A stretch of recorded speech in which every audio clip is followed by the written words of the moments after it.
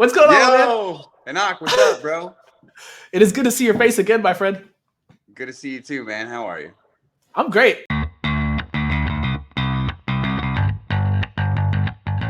We hung out at the Super Bowl a little bit during Super Bowl week, and it's been since then Yeah. since I've been back in LA. And I got to tell you, man, I miss it. You gotta come back. I'm coming. I'm coming. I swear to you, Okay, I'm coming. cool. Good. I know we met in LA, but where were you born? Were you raised in LA or no? New York. I'm from New York. Upstate New York. That's right. That's right. I remember you telling me that. Yeah. What was it like? Yeah, I've heard New York is cold. I don't know anything about it. What's it like in New York? It's like Ohio. It's like that whole area is like in Ohio, Pennsylvania, upstate New York. It's just like all kind of like there's like a couple small cities, and then it's just like farmlands and rural development. When I say like I'm from New York, they're like, "Oh wow, what part? Are you like from Upper East Side or what? Like where are you from?" I'm like, "No, So you're not from the city. Like I've heard. I don't know. I can't pretend like I am know not a about New York. city boy." Although now I mean I've lived in LA now for almost 10 years. It'll be 10 years. It's 9 years. I've been here for 9 years, so I feel like I'm a Los Angeles now. That's cool. Do you follow like Los Angeles sports or like what's it like to be in Los Angeles now? Well, I mean, it was cool to see the Rams win and be like, "Yeah, woo, go LA." Man, but yeah, no, I don't know. I'm not really too big into sports as far as watching them goes. Watch the big ones, the Super Bowl, some of the finals. 100%. And listen, congratulations by the way. I'm in Dallas, so like we're starved for a Super Bowl appearance. Oh, I know, right? Well, no, I mean, like when I was a kid, the Cowboys were winning all the time, beating the Bills, which was the closest team that was to where I lived. I'm not gonna lie to you, man. Dang you. I'm a Dallas fan, right? But I do envy you guys in LA for making it to the Super Bowl, winning the Super Bowl. I'm so happy for y'all, happy for Odell. And man, what a run you guys had. That's cool. Yeah, I know, right? Pretty cool. Talk to me. Bro. I would love to learn about, I mean, because you're in the industry you're in, but I want to hear about the origin story. Like when you were a kid, what did you say you wanted to grow up and become? A pilot. Oh, cool. A pilot. That's cool. Yeah, I want to fly airplanes when I grow up. That would be fun. What made you want to be a pilot? Did you see somebody or what? Flying in the skies, free as a bird. I think I realized that like pilots are like just highly paid bus drivers, and I was just like, I don't know. I'm glad I'm not a pilot. I can't sit still like that for too long. And those are long flights. I feel like anytime I travel a lot, I get tired and I want to go home. If you could fly Air Force One, like let's say you had to spend a year to train or 3 years to train, let's say 3 years. Would you do it Air Force One? You mean fly for the President of the United States of America? That's right. I mean, cool, I guess. I met the president. It's cool. That's awesome, man. So you want to be a pilot? There's a lot of jobs you could meet the president, though.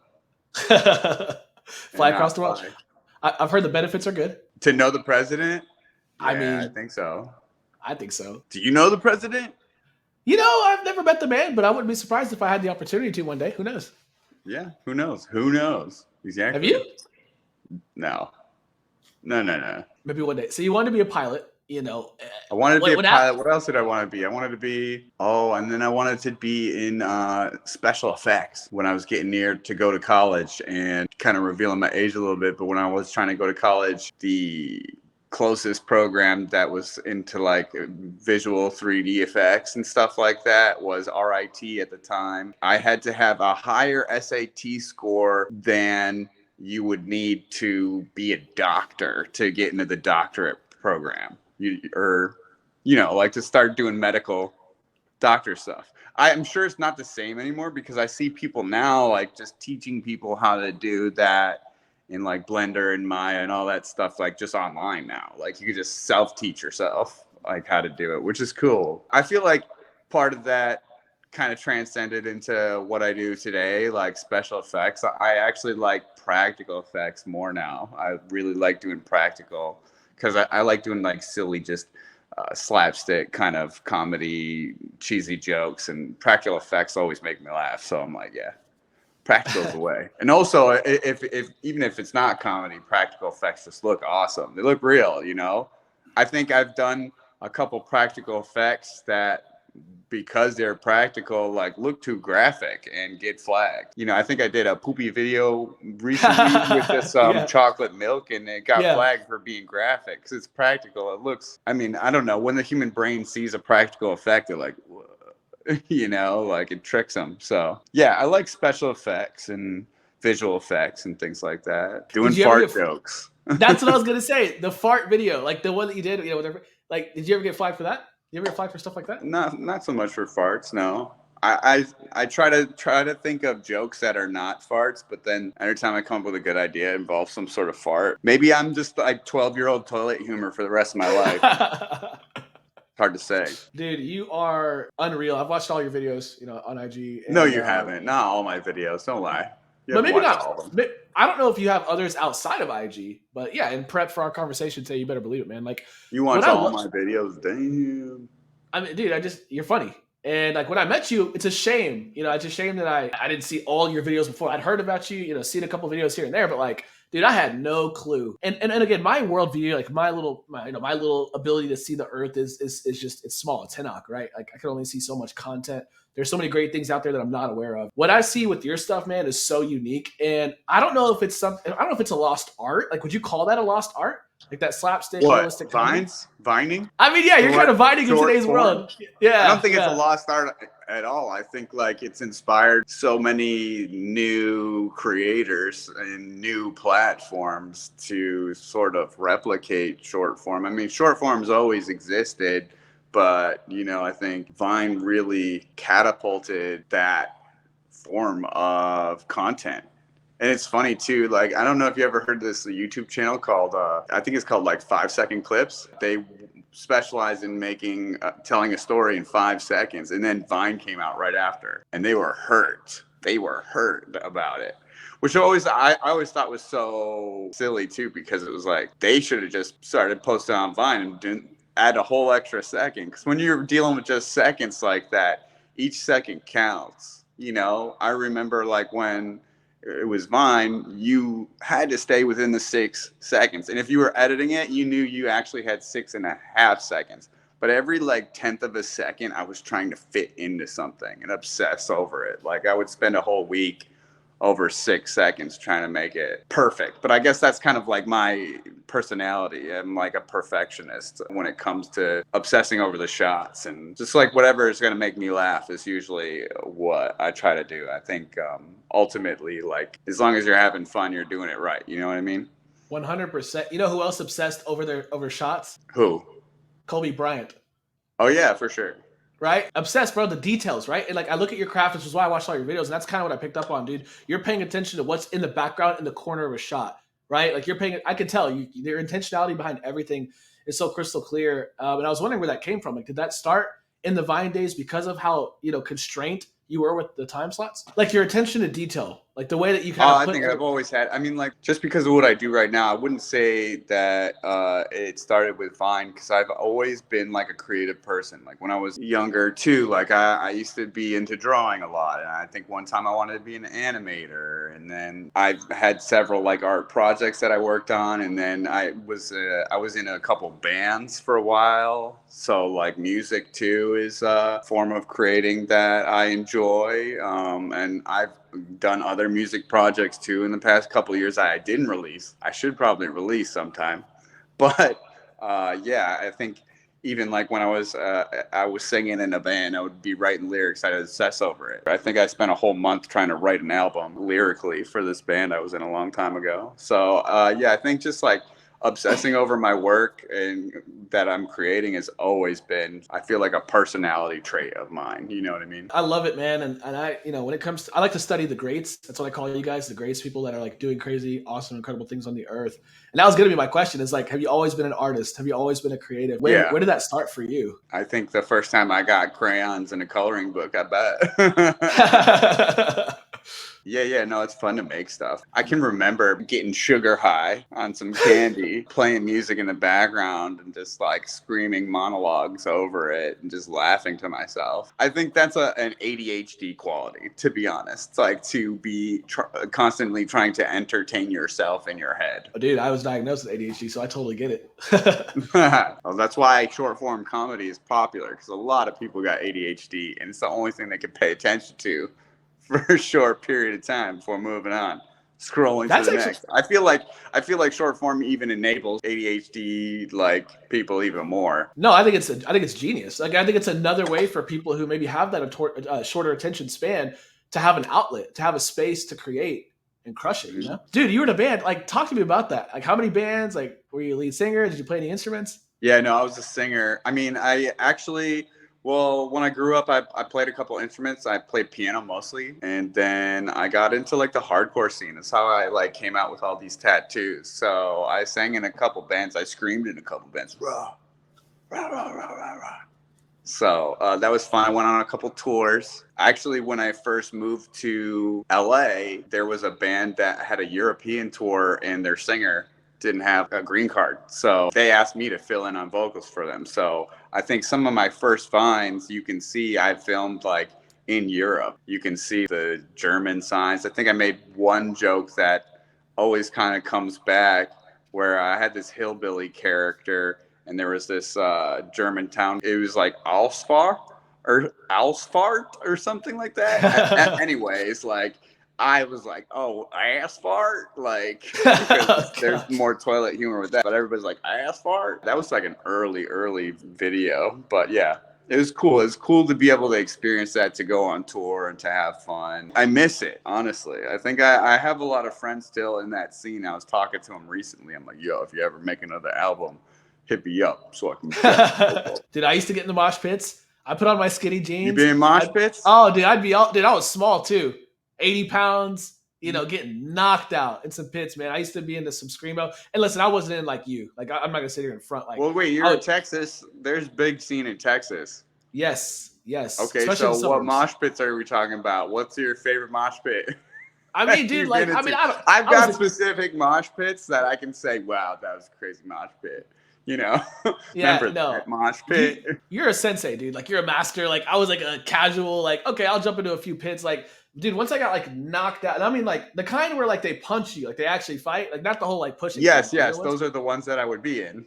Yeah, sure. So I got into like, okay, so I did a couple of those pushing ones, and then like, you know, I got more and more bold, and I was at this one concert, dude. I literally got knocked out and trampled. Like when you hit the ground, like it's over, dude. You'll get trampled, like you're done, you know? Yeah, dude. Yeah, so I've had like just bopped in the face and just pulling out globs of blood out of my nose and just injuries, you know.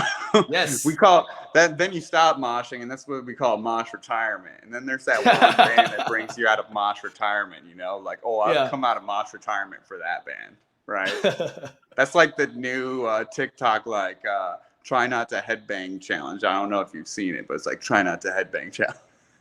Yeah, like, but yeah, man, no, I'm so with you. So okay, so did that, like, so when you were doing all that, you were touring, did that lead you to Vine? Like, what led you to the Vine? Yeah, it was an accident. I think there was a point in my life, because I lived in upstate New York for so long. I had gotten laid off from my job, and I was unemployed, and I had bought a house in New York, and I rented it out, and I just drove across the country just to start something new. I had my dog. I found a bunch of places to couch surf, and I was trying to get a job in graphic design, a creative job, because my last job that I had before that was in graphic design. So I was like, all right, well, let me try. But that out here in LA, a graphic design job is super competitive, really hard to get. And I was struggling, so I didn't even know what I was going to do. I ended up doing I did some background acting for a couple months. I mean, there's one Vine in particular.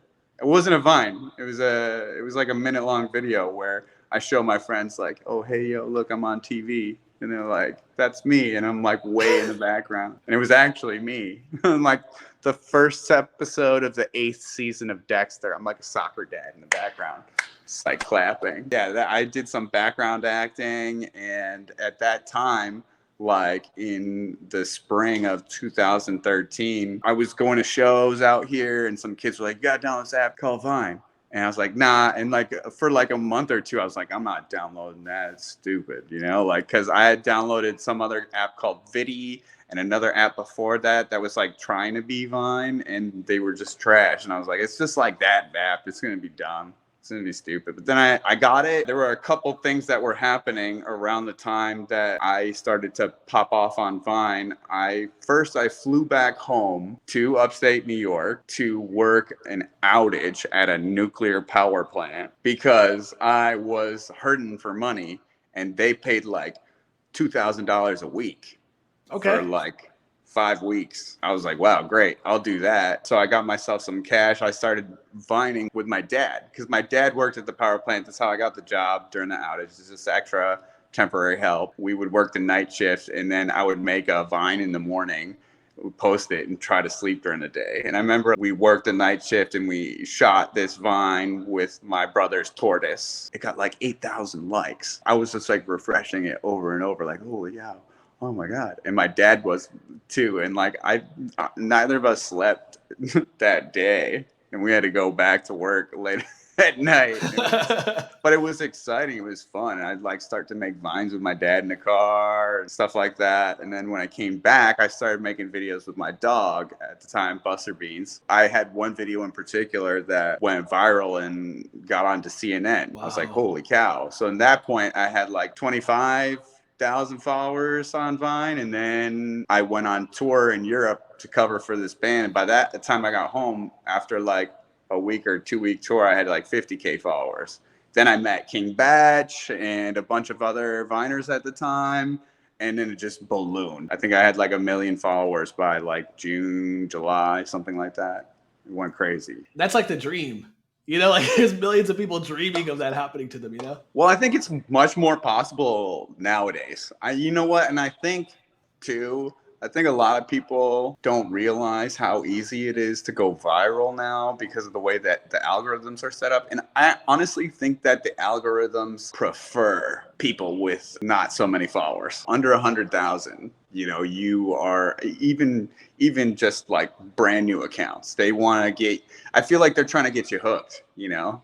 Because then I think once you get a couple thousand followers, then they kind of like take it away a little bit, you know? Because I see a lot of people get to like 100K, 200K followers, and then it's kind of like tops off a little bit, you know, unless they're a complete viral sensation that everybody falls in love with. But I see it all the time, you know, and I think it's easy to go viral. You just have to have good content. If you're not sure what that content is, I mean, consuming content is what teaches you, right? What's trending, jumping on trends, or original content.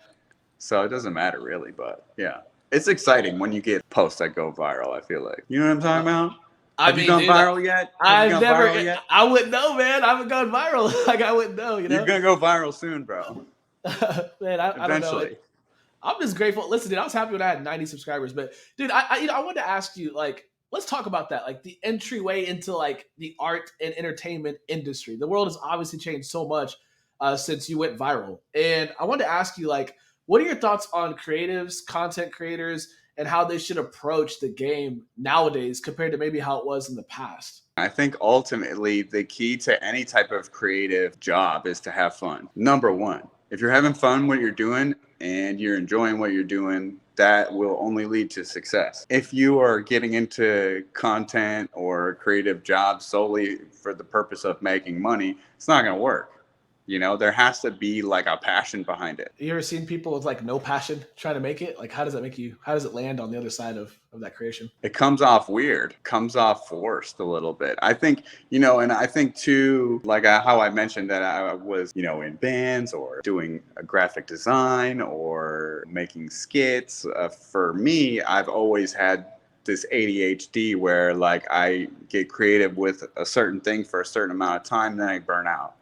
Then I go to something else, which is kind of like, I wouldn't say it's a flaw of mine, but it keeps me fresh. You know what I mean? I've taken breaks from doing even just short form skits. You know, I took a long break to try to work on a show. And although it didn't really work out, I learned a lot, and I still have the content that I made, and then after that, I streamed for a while during the pandemic, and now I'm back to making skits again. For me, creating is always, it has life cycles, you know what I mean? So I think I'm always going to probably come back to making video content and skits, and most of them will probably involve farts, but I like to keep it interesting and work on different types of projects if I can, to have fun ultimately. And I think that's what I loved about like hanging out with you guys in LA, whether it's, you, Batch, Super Bowl week. You are who you are. Like what they see, that fun, like, that goofiness, that quirkiness that comes out on camera, like that is actually you. It's real, it's authentic, and I think we see it through your work. But to be around you in normal, average, everyday life off camera, you exude that, and I see that, and I can see it in your work too. Watching all those videos, like you get a sense, like your attention to detail, like you care about the people on the other side of that screen and how it lands. And I think passion is everything in everything. Any project, anything we ever work on. Man, I just want to thank you. Appreciate you so much for leading the way. Social media was kind of a new thing back when you were, getting started and all that. Watching you guys do what you do, like really pave the path for up and coming artists and creatives. I think the world's changed, and you guys are people we can learn from, Thank you, bro. Yeah, I appreciate that. And I just hope that I can continue to inspire people to do the same. Yeah, man. And that right there, that's exactly like what I'm excited about with you. So, we talked about crypto, right? Like this Bitcoin thing, this Ethereum thing, this crypto thing. Like you and I got connected talking about that because, I do the $100 million challenge, obviously, turning $1 million into 100 for those of you that don't know in crypto. Dude, Curtis, like I got to hear your take on this because like you're seeing people, like you're seeing artists, creatives, whether it's Rihanna, LeBron James, he's a producer, or whether it's, Snoop Dogg and many others, like getting into crypto, blockchain, NFTs, like what's your take as an artist and a creative on this new like technological revolution that's kind of happening? Well, I guess like NFTs is the big driver behind art in the crypto world. And I think that there's a lot of appeal to that. I personally have not gotten NFTs really at all. I have one NFT, I think, that was like gifted to me. And I'm still like kind of on the fence outside about it because like I've seen music artists sell their music as NFTs. And I've seen people do, these images of NFTs. And I'm a guy who made short videos, and I don't really see a lot of short video NFTs yet. Maybe that will be something that really is a driving force one day. I hope so. That would be great for me because I've got a bunch of short videos to put up there.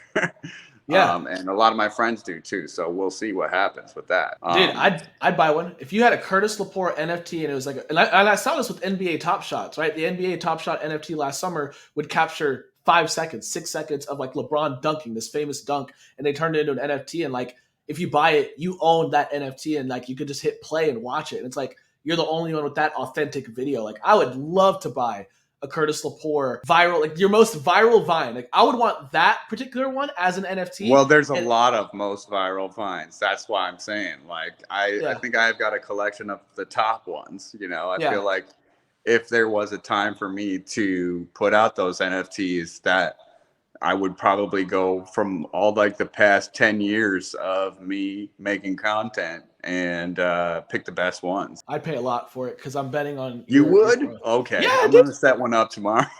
Dude, you'll see that thing in the $100 million wallet. I'm serious because like, dude, when you're a fan, like you're happy to pay, you're happy to put up thousands to like have the one, right? Like it's like collectibles. So like if there's one Charizard trading card and it's the only authentic one, like it's worth a lot, And it's if I'm a fan of Curtis, like, dude, we're happy to do that. So yeah, man, NFTs are crazy. And then you have like crypto, right? Bitcoin, ApeCoin, that's the new one. We had this conversation yesterday when you were like, yeah, I don't know about ApeCoin yet. Maybe like wait for a week or something. And as you're saying like wait a week, I'm buying ApeCoin. I bought ApeCoin yesterday. Pretty much doubled my investment since. Who knows what's going to happen? It probably can tank tomorrow or whatever. I think that's the scary part of crypto is how volatile it is. Right now, I'm at this point where it's like I want to take risks. I want to be risky.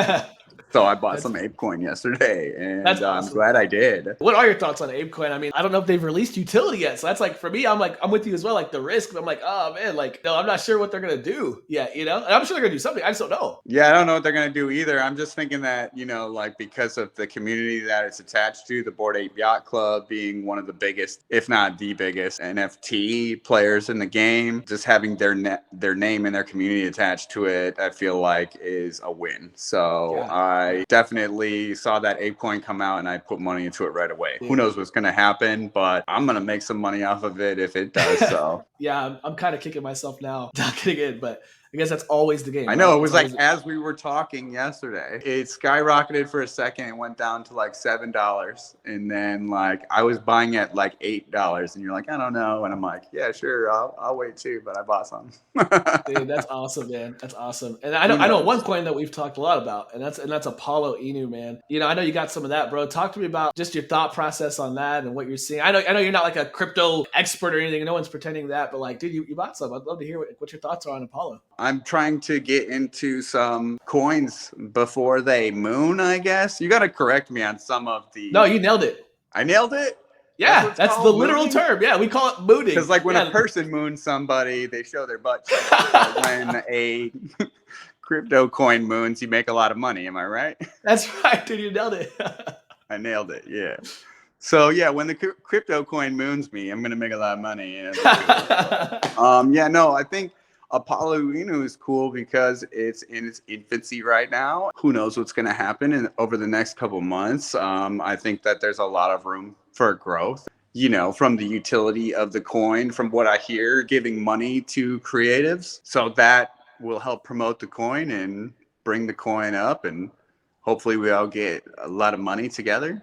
I don't know. I'm guessing now. For those of you that are like watching or paying attention, like a lot of you maybe are not familiar with Apollo Inu. The bottom line with Apollo Inu is it's like the American Idol of crypto. And this is what we're seeing with crypto in general. Like crypto is invading every single industry, first and foremost, arts and creatives. And like the whole goal with the Apollo Inu is there's a pool of funds that's being set aside because of the smart contract protocol.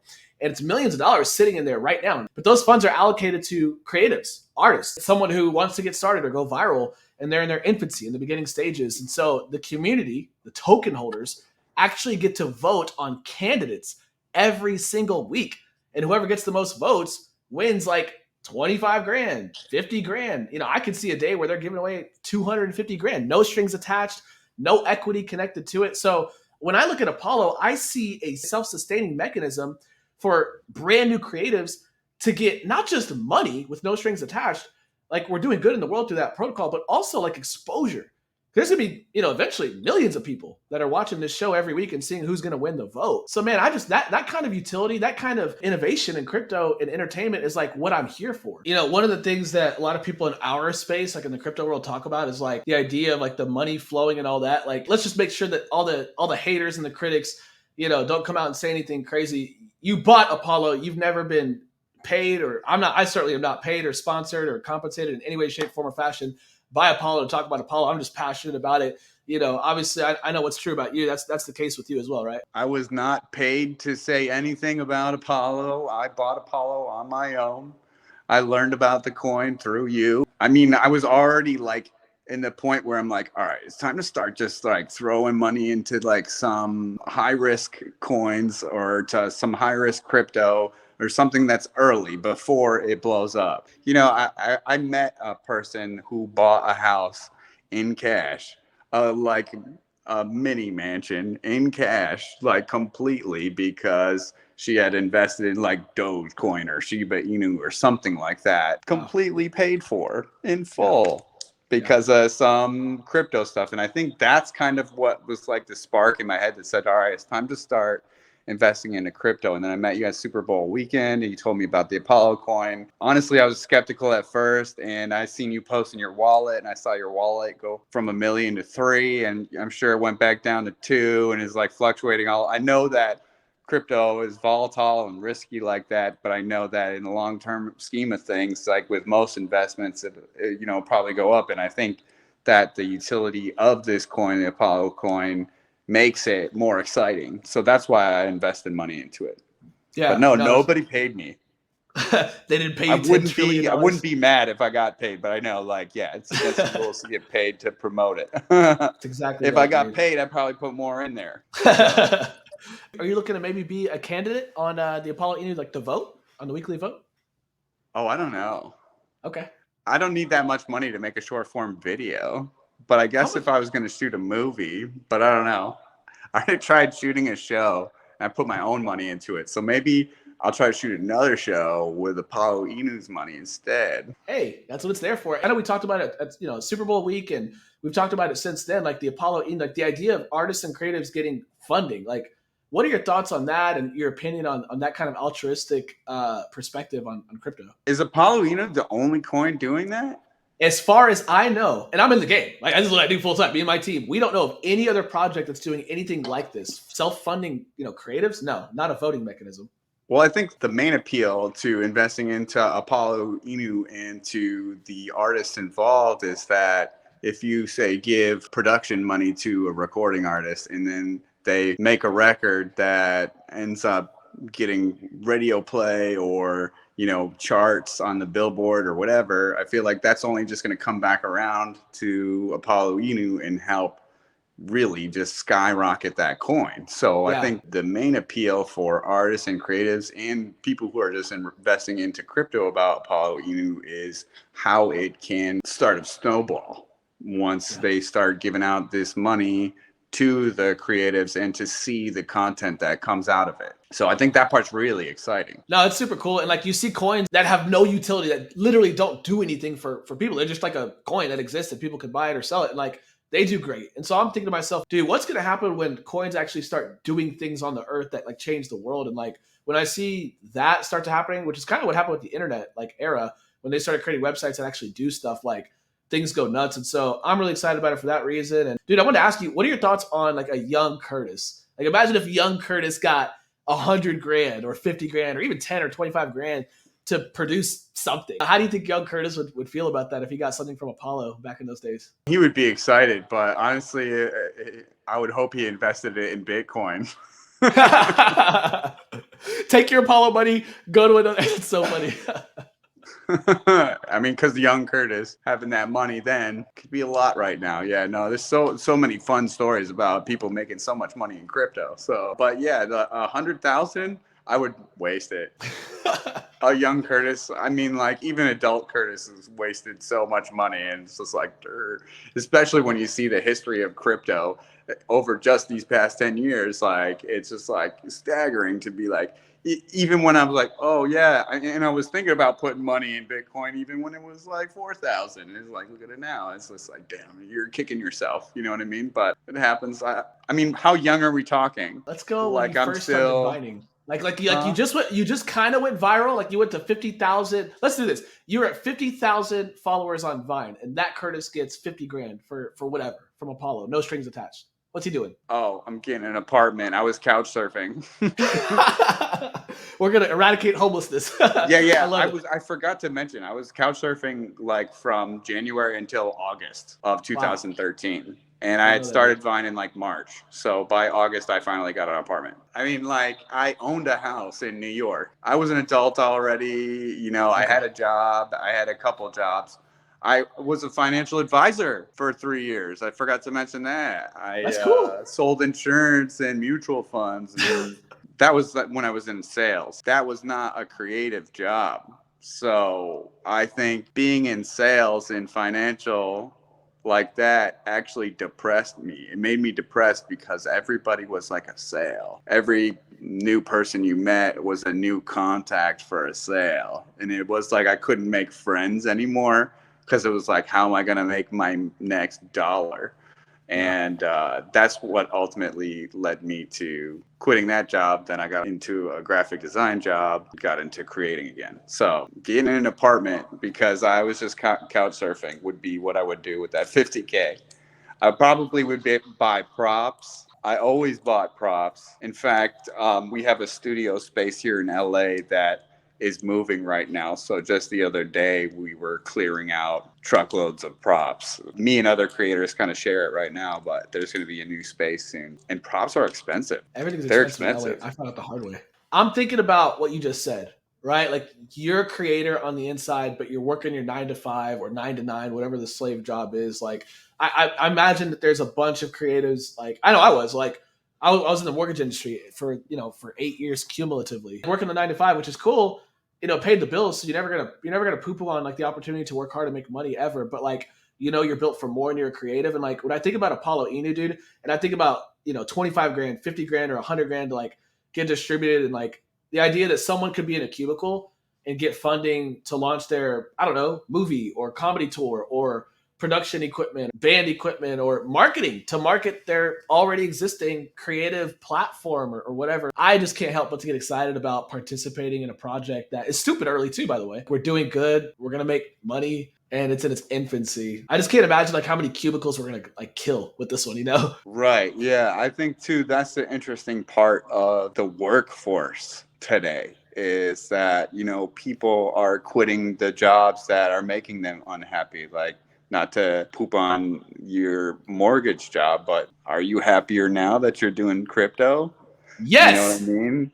So, like, I think there's a lot of opportunity for people to make money and to do it on their own without having a boss, which is very appealing to a lot of people, and myself included. You know, I'm hoping that I make more money doing crypto than I ever did with my creative short form content. That's kind of the goal, right? Is to be just doing what you want and to not have to answer to anybody else, which is so appealing to, I think, everybody, right? 100%. Like that was what got me in the game. You know, the idea that you could potentially engage in financial freedom to do like whatever it is you want to do. And, you know, I'm here building my crypto company, my crypto media company. And like, I'm watching you do what you do, you know, creating content and like affecting people positively.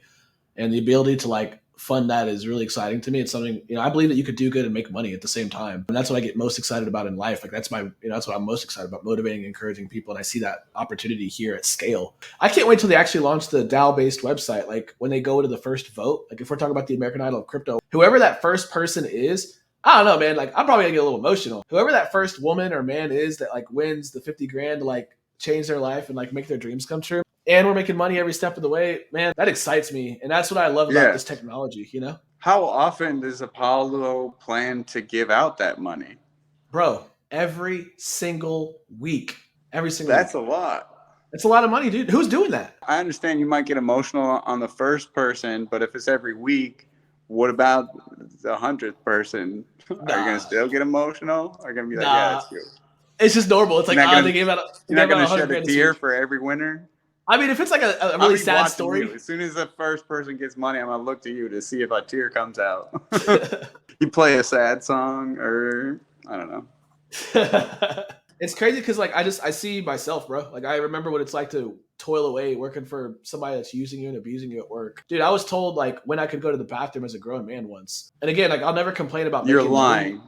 No, I'm not, dude. In corporate America, like I'll never forget this guy. I don't want to say his name because I don't want to be like rude, but like I'll never forget what it was like. I want to go to the restroom and they're like, no, you need to be on a sales call. And I'm having to like navigate as a grown man. And then I'm thinking about like this artist, this creative inside of me that wants to get out of freaking prison, you know? And I can't imagine how many creatives are experiencing something like that right now, you know? So that's why like I get emotional, like thinking about that kind of stuff, you know? Yeah. Like changing someone's life with crypto. It's crazy. Crypto is changing a lot of people's lives. And their bank accounts. And their bank accounts, yeah. I'm aped in, bro. Yeah, you're aped into some Apollo and the ape coin. Yeah. Well, dude, I'm just excited. You know, I'm just so happy to have met you, you know, during Super Bowl week. And I can't thank you enough for sharing your story. You know, as we wrap up our conversation today, my last question is, you know, if you were talking to maybe someone who's, you know, younger or newer, you know, to the entertainment space, whether it's comedy or content creation in general, like, is there any words of advice or wisdom? Obviously, I'm going to say go get your free money, you know, from Apollo Inu. Get yourself on that vote and get yourself some votes. Any words of advice from you or thoughts from, you know, for anyone? My number one advice for anybody that's in a creative position is to have fun.